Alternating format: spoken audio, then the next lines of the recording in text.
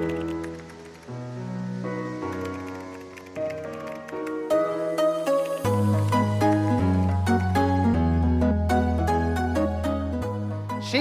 och välkomna till produktvideon för Magnify Vax, vårat keramiska vax. Och ja, precis som jag sa innan så är det ju ett hedligt klassiskt vax, men med lite sköna keramiska egenskaper också.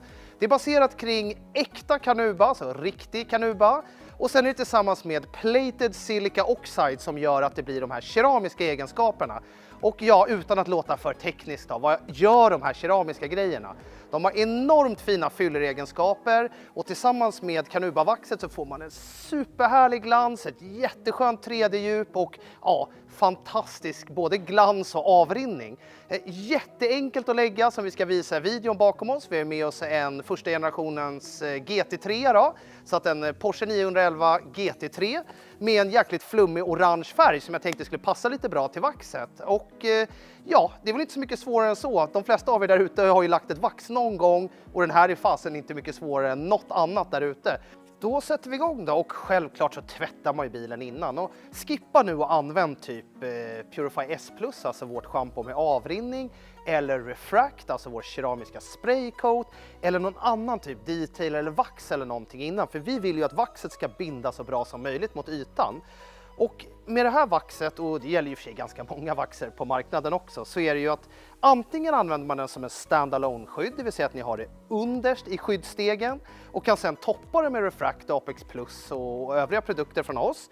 Eller så kan man faktiskt toppa vår Magnify Coating, ni vet vårt regelrätta keramiska sån här liten flaska som ligger i botten och sen kan man toppa den med vaxet.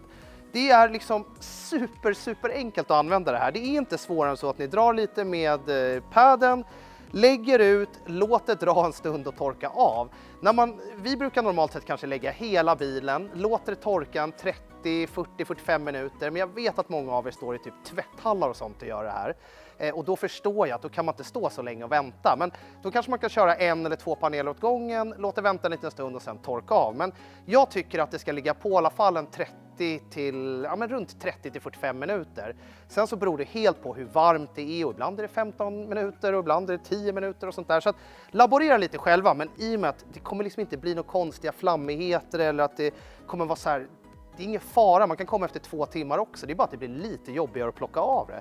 Men ja, jag börjar snarare här på framskärmen. Janne och David håller på där bak. Och självklart så kan man ju också använda våran Prime, en panel wipe innan för att verkligen torka av ytan och få det så rent som möjligt. För att ju renare det är, ju bättre binder ju vaxet emot. Och då på ren och kall yta, så se till nu att ni inte bara rullar rakt in och att allt är kokhett. Men när man har tvättat så är ju inte lacken varm. Så stå inte i solen och sånt där och håll på med det här. Sen är det bara att göra lite cirkulerande rörelser så att man verkligen kommer ner. Och det som faktiskt jag tycker är en av de absolut ballaste egenskaperna med det här plated silica oxide är ju enorma fylleregenskaper. Det vill säga att den kan ju liksom lägga igen lättare tvättrepor så att man lurar ögat visuellt att de har försvunnit. Nu är det såklart att inte de försvinner på riktigt, utan då är det polering som gäller. Men så lägger man bara ut väldigt tunna lager, ungefär 5 milliliter till en hel bil, alltså normalstor. Kanske till och med ännu mindre på den här bilen som är av det mindre snittet. Men ungefär 5 milliliter, burken är ju på 100 milliliter. Och till er som var med i lite prototypgruppen och fick testa vaxet innan alla andra vet jag om att burken var helt värdelös då. Den ser snarlik ut, men den är mycket större och bredare, så att vi har lyssnat på vad alla sa och jag använde det själv och insåg det också. Och nu är det ju en större burk också, så att den är ju på 100 milliliter. Så att den här kommer ju räcka till bra många appliceringar. Man kan använda den på alla typer av lack, man kan faktiskt även lägga den på plast, på framlyktorna, baklyktor, fälgar och sånt också. Det går att använda den på glas, men jag tycker inte att det är att föredra. Det är fan med svårt att få det riktigt bra på glas faktiskt. Men självklart, det är klart att det går på glas. Det är bara att det kan vara lite jobbigare att torka av den. Men ja, det är ju precis som vilket jäkla vax som helst. Bara lägga ut. Och det som är så jäkla skönt, ni som provade vår version 1, det här blåa jag gjorde back in the days, typ 2017, var en av de första produkterna som vi stod och kokade själva. Den var inte rolig att lägga. eller snarare den var ganska enkel att lägga, men där var man tvungen att göra en panel, torka av, en panel, torka av. Här behöver ni absolut inte känna så, utan lägg nu hela bilen, men självklart är det första gången ni använder det så kanske kör en eller två paneler och så känner ni lite hur lång torktid ni behöver för att det ska bli bra för just er. Men ja, vi känner oss ganska hemma i våran lokal, vi har gjort det här många gånger innan. Så vi lägger nu hela bilen och sen så torkar vi av och så blir det typ slutresultatet. Så att egentligen är det inte så mycket knivigare än så här att lägga produkten. Den är verkligen, det här måste nog vara en av våra absolut enklaste produkter att använda.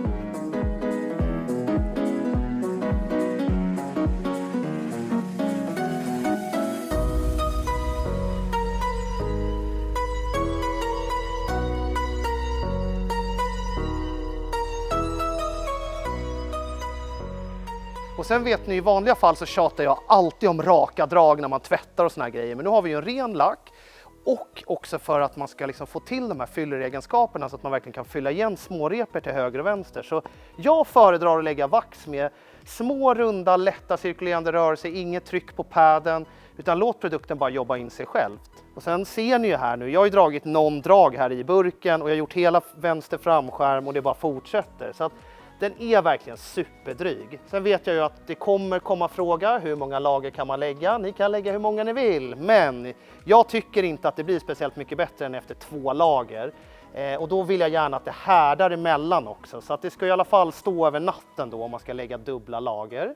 Och det man kan leka lite med om man vill ha ännu lite kanske hållbarhet eller liksom få mer av de här fylleregenskaperna, det är ju såklart att laborera med tjocklek, alltså hur mycket produkt ni lägger.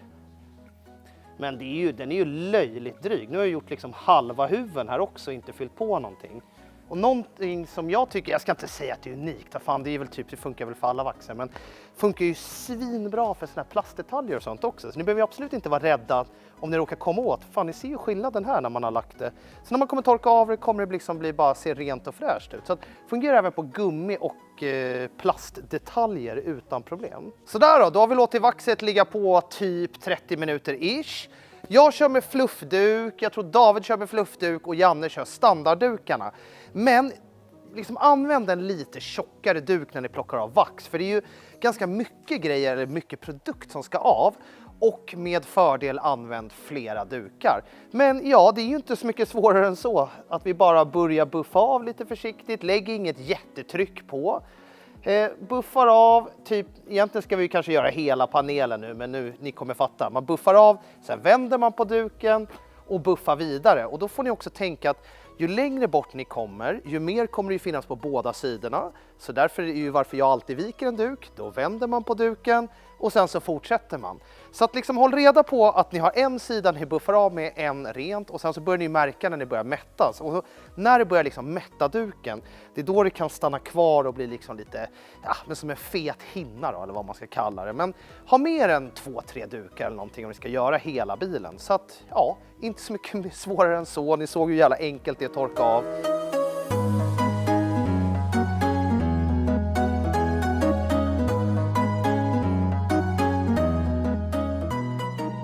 Jag ska inte säga att det är hela hemligheten, men ju bättre man torkar av, ju mer man liksom buffar upp ytan nästan, ju bättre blir det. Så att jag brukar liksom alltid, kanske att jag kanske torkar av hela fronten, sen torkar jag en gång till, även fast man har kört med en och sen vänt. Men liksom, sen går man och efterkör med en, eller så torkar man hela och sen så efterdrar man med en duk. Men hela den här buffningsprocessen, eller vad man ska kalla det, det blir fan schysstare om man liksom med inget större tryck överhuvudtaget, men verkligen liksom buffar upp ytan. Så att tänk på att torka av det liksom jävligt noggrant.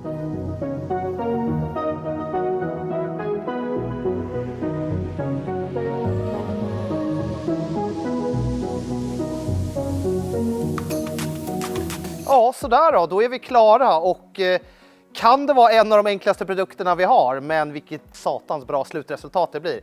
Men fantastiskt lätt att lägga, det är bara precis som vilken av våra andra produkter som helst. Tvätta bilen ordentligt, ju liksom såklart ju bättre grundarbete man gör och sånt så kommer man få ett bättre resultat. Men i och med att det är ett vax så är det så jäkla enkelt. Du kan ju toppa de flesta produkterna. Man kan ha det både då som ett standalone-skydd, man kan toppa Magnify coating med det, lägga det typ kvällen innan en bilträff eller någonting sånt. Man kan ju toppa det liksom flera gånger under en säsong. Fantastiskt då lätt att lägga, jättehärlig glans, riktigt nice avrinning och den håller förvånansvärt bra tack vare den här Plated Silica Oxide då. Så att hoppas ni gillar produkten, ni som har hittat en burk, och ja, annars glöm inte att kommentera, tumme upp och gilla och dela alla sådana där grejer, så syns vi sen. Tjena!